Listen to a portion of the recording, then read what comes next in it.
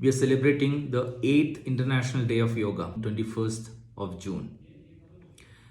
Many of us practice yoga as a physical form of exercise for physical benefits such as stretching, improved flexibility, better coordination, and etc. But we often forget the fact that yoga has to be practiced as a mind body medicine because it has a very strong component of mental health in it. And looking at the mental health issues, it's a global problem now. There are about 14% of global population suffering from some form of mental disorders. In India, it's about 8%. And these mental health illnesses varies from depression, anxiety disorders, or it could be OCD, it could be bipolar disease, schizophrenia, attention deficit disorders, ADHD, and stuff like that. So it's important for us to understand the goal of yoga or the objective of yoga as a mind body medicine practice. If you really look at the yoga philosophy, the basic understanding or foundation of yoga is built on the human behavior and attitude. We human beings are very vulnerable to things that happens around us. We often get affected by things that happens in our surroundings. When there is the loss of a dear one, we get affected. When we have something that we can celebrate victory, we rejoice, we feel happy. So the mood can be completely configured, or mood can be completely changed based on what happens in our surroundings or in our life.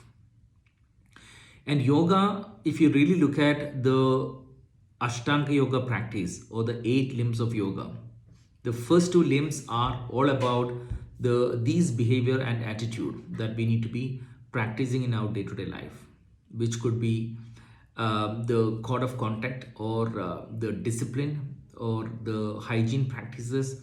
All these things are extremely important before we enter into the higher practice of yoga. The physical form of yoga mainly deals with improved coordination, and also it has a lot of benefits on the physical aspect of a person, which are basically the yogic poses. Alongside the poses, we also insist that when it comes to yoga, we follow a sattvic kind of lifestyle, which involves better nutrition and also vegetarian dieting and eating mindfully and also eating smaller portion of food. And it also says that the meals that is consumed by a yogi or yogic aspirant is not more than 2 times a day. So it's a form of like intermittent fasting. So these are essentially important for determining one's physical health. And when it comes to the practice of mental discipline, there is always like entry stage. We normally say that when your breath is under control, automatically you can gain mastery over your thinking or your thought processes or your mind.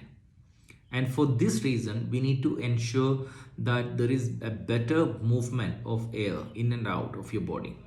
This is nothing but it's called as a pranayama, or it's breathing exercise, where we are regulating and controlling the in and out flow of air by various proportions.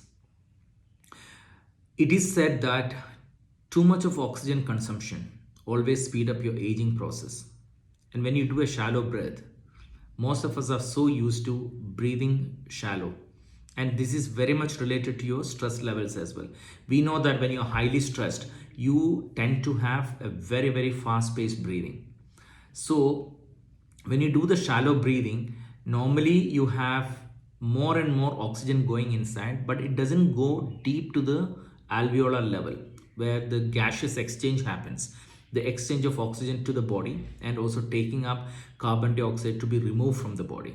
So this exchange mechanism doesn't happen when you have a very fast-paced shallow breathing. For this purpose, we need to ensure that we do these breathing exercise to retrain our lungs so that you have less requirement of oxygen, and also you will be doing a retention of this once you take the inhalation. And this ensures that there is better exchange of gases and the tissues and organs are getting nourished by the amount of oxygen that you consume or you inhale. So, breathing practices are extremely important before we enter into the Andarang Yoga or internal practice of yoga, which are nothing but meditation and contemplation practices. And these practices are hugely beneficial in having a kind of introspection on one's own thinking, thoughts, one's own thought processes. So we normally say that a lot of depression and anxiety disorders are because we are keeping, there is a lot of submissive thoughts that is there in your mind that we are not able to express. We have feeling, or we fear, we are afraid to express in front of public because we have that kind of stigma that what others think of me. So most times what happens is we fail to express these things, and once it is actually getting piled up inside of our mind, then one fine day it can even explode. This is one reason meditation practices are extremely beneficial, because you are actually just thinking deeper about the problem that can or that is actually the causative problems, and then trying to eradicate or eliminate that from your mind. If you do not have a listener for your problem, or if you're not able to, if you don't have a good friend, if you're not able to speak to someone, then the importance of journaling comes in, where you write down every single emotions as it is, without manipulating it, without adding any spices to it. So this also helps so much in controlling and melting this kind of emotional outburst. So while we practice this International Day of Yoga on 21st of June, let's ensure that we keep all these things in mind and we practice yoga in its true sense. And we also look at all the other attributes of yoga practices by leading a sattvic lifestyle, by reducing all the afflictions of our mind, like your jealousy, your possessiveness, selfishness, all these anger, all these things need to be diminished.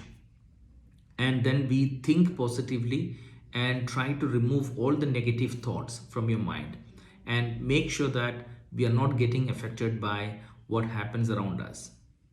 Try to live mindfully and peacefully. Thank you.